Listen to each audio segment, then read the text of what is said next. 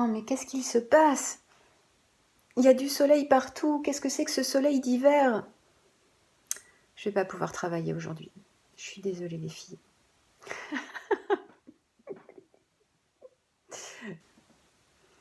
Bonjour à tous, j'espère que vous allez bien. Aujourd'hui, nous allons réaliser une couronne de fleurs. Pour Noël, une couronne fleurie, c'est vraiment l'idéal. Donc aujourd'hui, je vais vous apprendre à réaliser une couronne à l'aquarelle, au pinceau, et ensuite poser une petite phrase de calligraphie pour la mise en page. Voilà!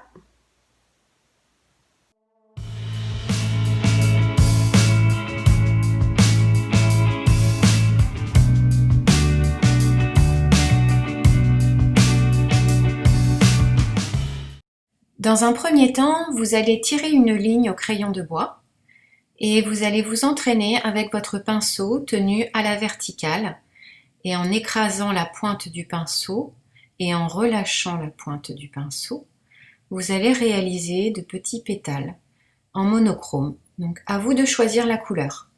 Vous allez réaliser des pétales pointus et des pétales ronds.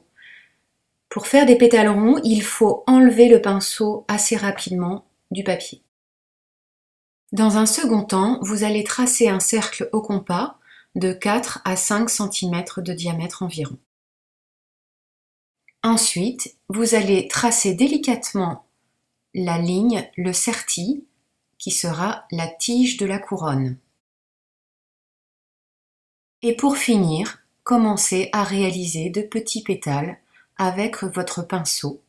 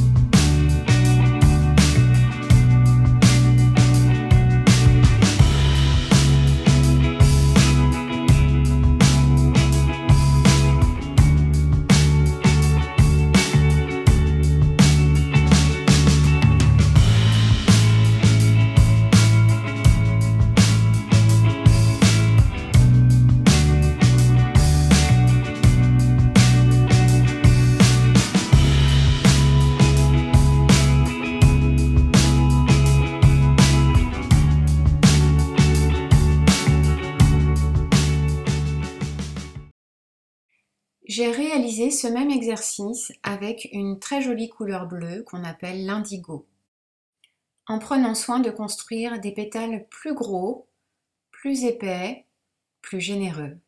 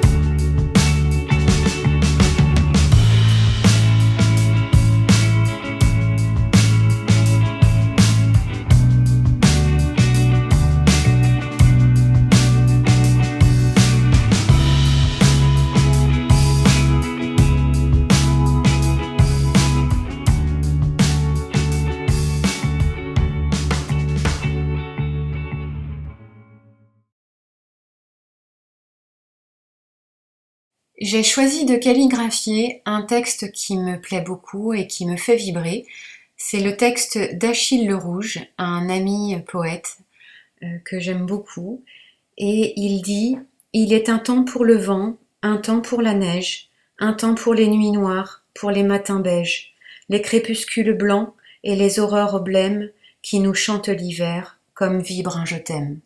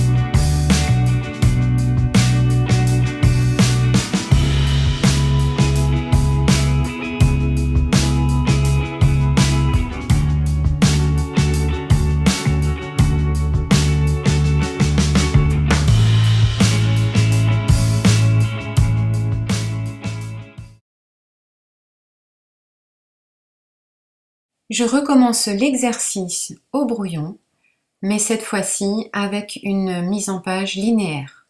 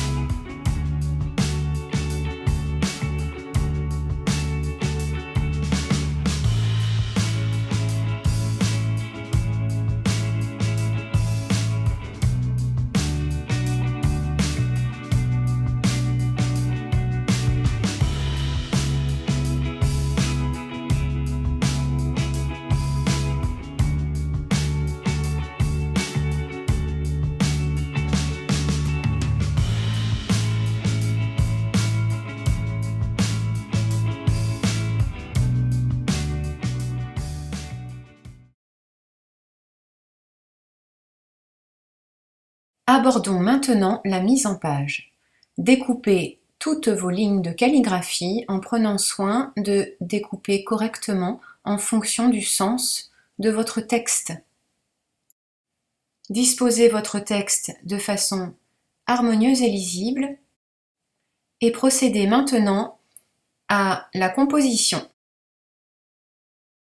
Lorsqu'une phrase est coupée en son milieu, utilisez du scotch repositionnable afin de lier les deux. Utilisez ce même scotch repositionnable afin de lier le texte et de le disposer comme ça sur votre œuvre. Je commence par tester une mise en page qui rentrerait dans la composition. Cette mise en page remplit l'œuvre tout en la gardant lisible. Ensuite, je teste une mise en page avec une justification en fer à droite. Ça laisse rentrer un peu d'air, ça rend l'œuvre lisible. Je tente de faire rentrer tout mon texte dans le demi-cercle.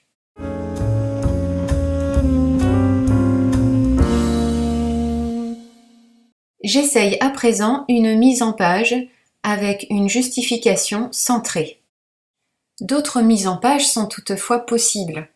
N'hésitez pas, essayez, photographiez, vous vous rendrez mieux compte, avec le recul de l'objectif.